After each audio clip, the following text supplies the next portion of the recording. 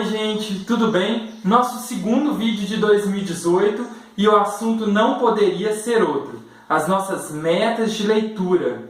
Bom, eu não quis fazer uma TBR tradicional, né, uma lista, né, com o que vai ser lido, né, para a gente ler, porque, como vocês sabem, eu ainda estou acabando o meu mestrado, então não quero assumir os compromissos antes de terminar com essa missão, né, que é escrever a dissertação de mestrado. Por quê?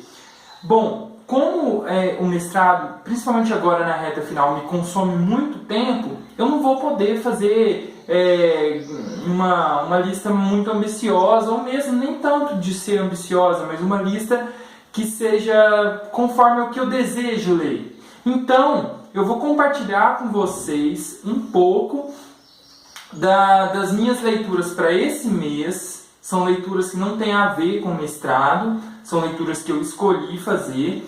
E vou contar também um pouco, à medida que eu for falando sobre as minhas leituras, das estratégias de leituras. Bom, quando a gente fala leitura, a gente sempre pensa assim, as pessoas não leem e tal. Mas o que a gente mais faz nas redes sociais é ler. Então, um primeiro conselho, se você fica 1 hora no Facebook, divide esse tempo, né? Coloca, por exemplo, meia hora que você vai ficar nas redes sociais e meia hora que você vai ler aquele livro que estava ali, que você comprou na empolgação, que você acabou não lendo, ou aquele que você tem vontade de ler e que você fala assim, não vou comprar ou não vou baixar esse livro porque eu não vou ter tempo para ler ele. A gente sempre tem tempo. É só fazer um pouquinho de esforço e eu tenho certeza que vai dar certo. Divide seu tempo, marca no relógio. Meia hora, vou ficar no Facebook, são 1 hora. Então vou dar meia hora para leitura. Eu tenho certeza que se você conseguir manter esse hábito, no final você já vai ter conseguido terminar uns bons livros ou ler muito mais e coisas muito mais interessantes do que ficar só lá rodando a timeline. Bom, para falar sobre as minhas leituras, eu gostaria primeiro de falar de um romance que é um best-seller, que eu estou lendo desde o ano passado. Na verdade, eu comecei ano passado e abandonei por causa do mestrado, mas eu retomei agora. Ele é o Landline, da Rainbow Rowell. Essa autora, ela é muito comentada e tal, principalmente pelo público adolescente. O que eu estou fazendo agora? Eu estou lendo no Kindle, porque eu estou lendo em inglês, então é uma maneira de me ajudar a treinar o inglês, né? Porque o Kindle tem o recurso do dicionário e tal.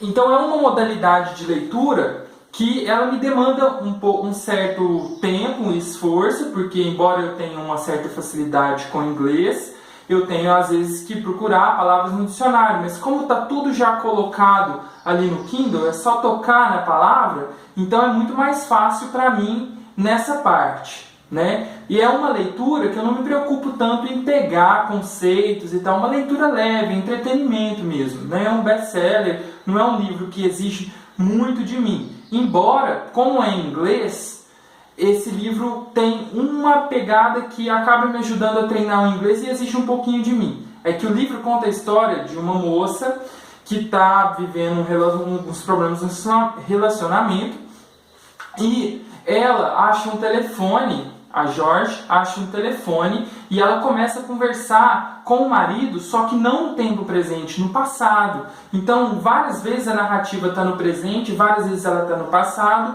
e a autora não marca isso com espaços nem nada.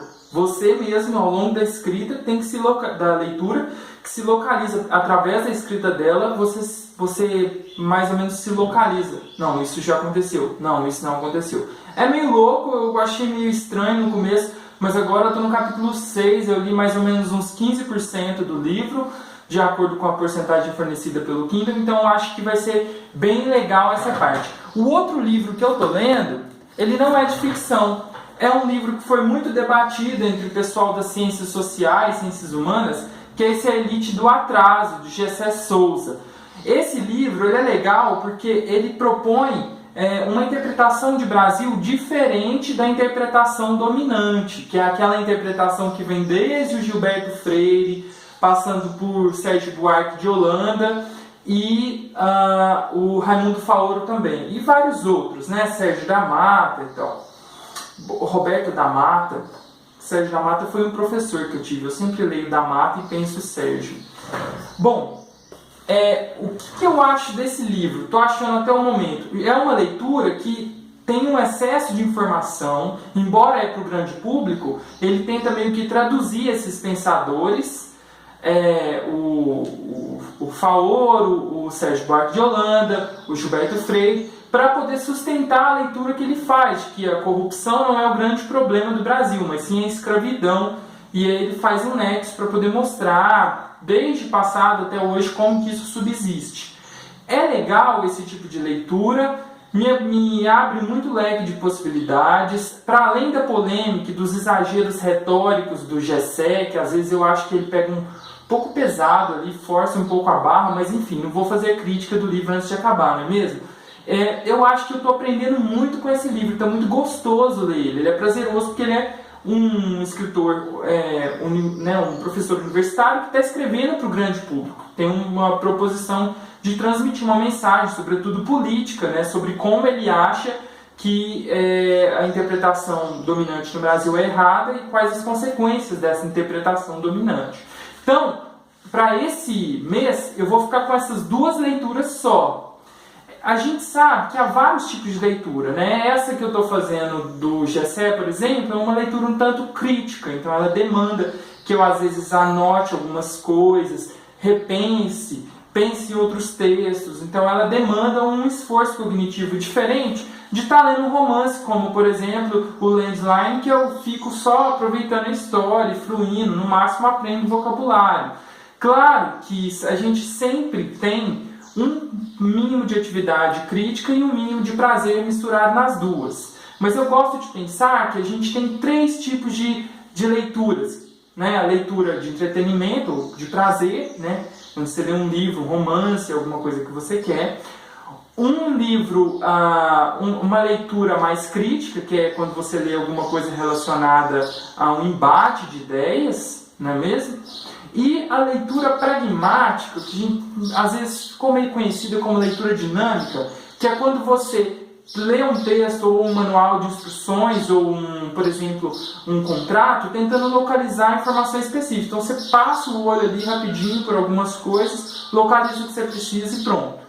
Esses são alguns três tipos de leituras que eu acho razoável para a gente pensar, mas elas não são tão assim separados, porque, por exemplo, ao longo a leitura de um texto teórico, ou seja, um texto que você demandaria uma leitura crítica, você também pode sentir prazer ao longo dessa leitura, se entreter lendo isso. E a mesma coisa acontece com um texto de entretenimento. Pode ter um certo embate de ideias, você pode fazer um esforço para compreensão, para entender uma parte de um romance, por exemplo, sobretudo um poema. Mas isso são questões um pouco mais aprofundadas sobre a leitura, que a gente pode até fazer um vídeo aqui no canal para tratar um pouco mais detalhadamente. Para hoje eu queria só compartilhar essas estratégias, essas metas de leitura, né, antes do término do mestrado, e já adiantar que depois do mestrado, finalmente, depois do mestrado, eu tenho certeza que eu vou poder ler muito mais e fazer mais resenhas literárias aqui no canal. Por hora eu fico com esses, farei as resenhas deles aqui para vocês, e vocês podem acompanhar no Scooby, que eu vou estar colocando sempre um registrozinho das minhas leituras lá. Se você usa o Scooby, eu estou adorando esse aplicativo para poder compartilhar as leituras, está sendo muito legal.